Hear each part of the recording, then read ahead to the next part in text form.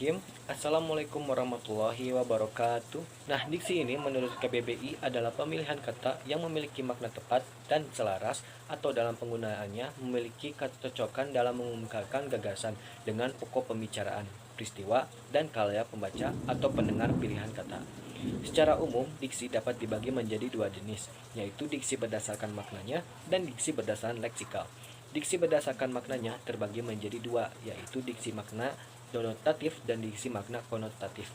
Sedangkan diksi berdasarkan leksikal terbagi menjadi beberapa bagian seperti kata sinonim, antonim, homonim, homofon, homograf, polisemi, hipernim, dan hiponim.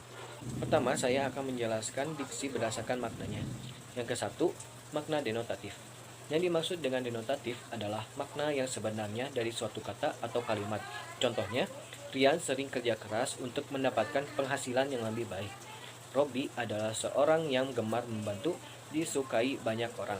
Yang kedua, makna konotatif. Makna konotatif adalah kata atau kalimat yang memiliki arti bukan sebenarnya. Seperti contoh, Rio harus membanting tulang untuk menghidupi keluarganya. Hani adalah seorang kutu buku, itu sebabnya ia banyak tahu tentang berbagai hal. Bagian 2 yaitu diksi berdasarkan leksikal. Pertama adalah kata sinonim. Sinonim adalah kata yang mempunyai arti yang sama dengan kata lain.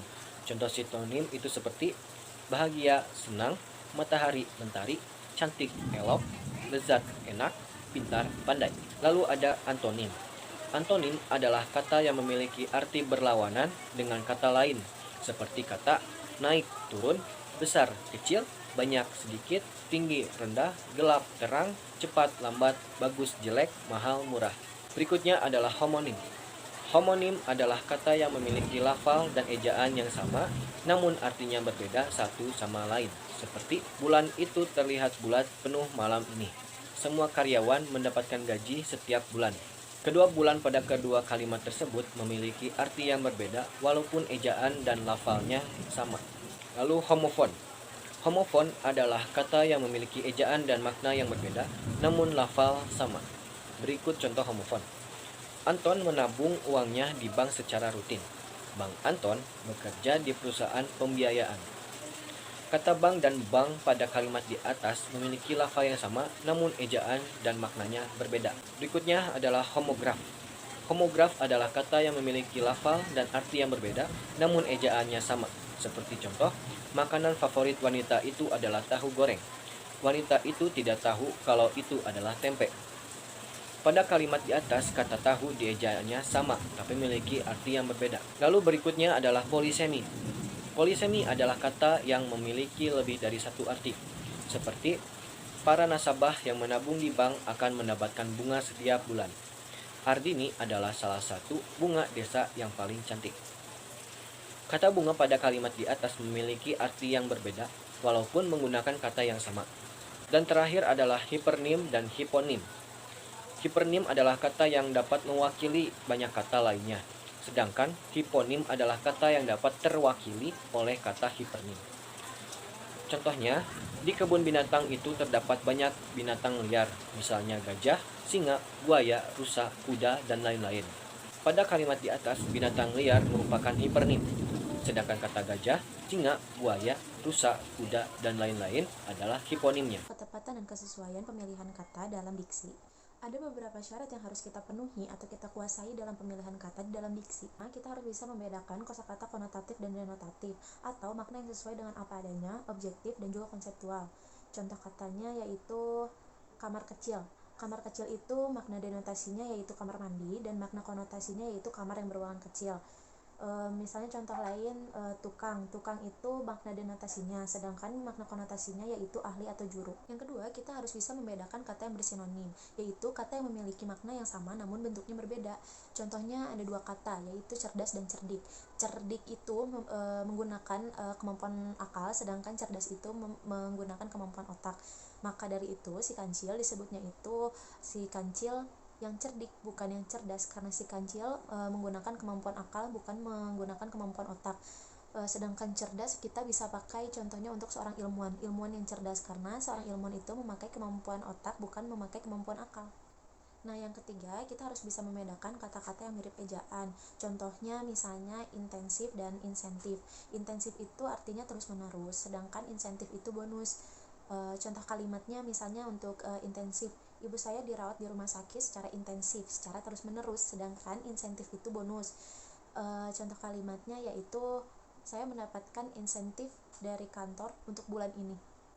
Nah, selanjutnya kita harus bisa membedakan kosakata konkret dan abstrak. Konkret itu artinya bisa diserap oleh panca indera, bisa dipegang, diraba, dicium. Misalnya contoh kata-katanya yaitu gedung, rumah, kursi, meja, buku. Nah, untuk abstrak itu yang tidak bisa diserap oleh panca indera, misalnya kebijaksanaan, keadilan. Selanjutnya kita harus bisa membedakan kata umum dan kata khusus. Misalnya kata umumnya melihat, kata khususnya bisa mengintip, melirik, melotot, membelalak. Dan misalnya contoh lainnya binatang. Binatang itu kata umumnya, sedangkan kata khususnya yaitu kucing, kelinci, anjing, kambing, beruang. Nah, selanjutnya kita harus bisa memakai kata penghubung yang berpasangan. Misalnya kata tidak berpasangan dengan ataupun, kata baik berpasangan dengan namun, dan misalnya lagi kata bukan berpasangan dengan melainkan. Kesalahan diksi atau pilihan kata berdasarkan ketidaktepatan dan ketidaksesuaian pilihan kata.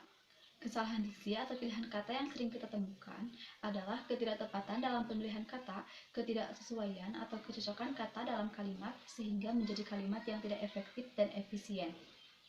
Kesalahan yang pertama yaitu pemakaian kata yang tidak tepat. Contohnya, hasil daripada penjualan saham akan digunakan untuk memperluas bidang usaha. Seharusnya, hasil penjualan saham akan digunakan untuk memperluas bidang usaha. Kesalahan yang kedua yaitu pemakaian gabungan kata. Contoh, marilah kita dengarkan penjelasan materi yang mana akan disampaikan oleh Bapak Ahmad Hidayatullah. Seharusnya, marilah kita dengarkan penyampaian materi yang akan disampaikan oleh Bapak Ahmad Hidayatullah. Kesalahan yang ketiga yaitu pemakaian kata dengan. Contohnya, sampaikan salam saya dengan ibumu. Seharusnya, sampaikan salam saya kepada ibumu. Kesalahan yang keempat yaitu pemakaian kata berbahagia. Contohnya, selamat malam dan selamat datang di tempat yang berbahagia ini. Nah, seharusnya, selamat malam dan selamat berbahagia di tempat yang indah ini. Yang keempat itu ada jenis kata dalam bahasa Indonesia. Yang pertama ada kata benda. Kata benda adalah kata yang mewakili segala benda. Contohnya kayak kursi, sepatu, tas, buku, dan lain-lain. Dan yang kedua ada kata kerja. Kata kerja adalah kata yang menyatakan perbuatan atau tindakan. Contohnya kayak memakan, menulis, membawakan, berlari-lari, dan lain-lain.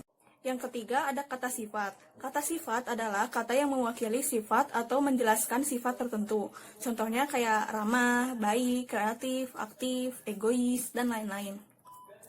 Yang keempat ada kata keterangan. Kata keterangan adalah kata yang menerangkan predikat atau verba suatu kalimat. Contohnya kayak dengan, agar, dan lain-lain. Yang kelima ada kata ganti. Kata ganti adalah kata yang menggantikan nomina atau frasa nomina. Contohnya kayak beliau, kau, saya, dan lain-lain. Yang keenam ada kata bilangan. Kata bilangan adalah kata yang dipakai untuk menghitung banyaknya jumlah bilangan. Contohnya kayak kodis, lusin, 1, 2, dan seterusnya. Dan yang ketujuh ada kata depan. Kata depan adalah kata yang menjadi awalan kata kerja, kata benda, atau kata sifat. Contohnya kayak ke, aku akan liburan ke pantai.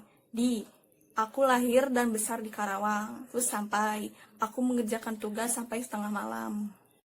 Yang kedelapan ada kata sambung. Kata sambung adalah kata yang menghubungkan kata dengan kata dalam sebuah kalimat atau menghubungkan kalimat dengan kalimat dalam sebuah paragraf. Contohnya kayak dan, serta, tetapi, atau, dan lain-lain.